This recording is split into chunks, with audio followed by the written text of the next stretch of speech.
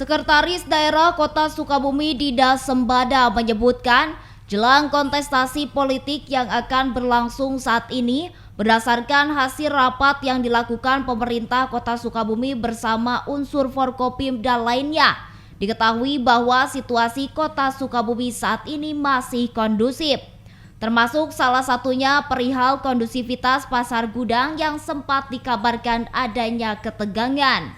Dalam keterangannya, Dida menyebutkan bahwa saat ini kondisi pasar gudang Sukabumi sudah berada pada situasi yang kondusif.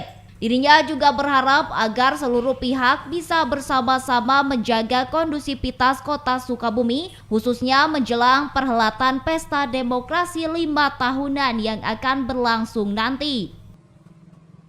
Kemarin ada rapat dengan Forkopimda membahas secara keseluruhan terkait dengan kondusivitas kota ya, menjelang Pilpres besok sih sebetulnya. Nah tentu rapat tersebut juga menginventarisir hal-hal apa saja yang rawan menimbulkan atau mengganggu kondusivitas Kota Sukabumi. Secara keseluruhan, secara umum Pak Kapolres mengatakan masih sangat kondusif lah gitu.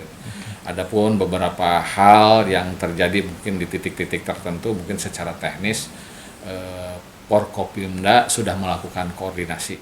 Dari Kota Sukabumi, Sofwan Julfikar dan tim liputan MGAS TV melaporkan.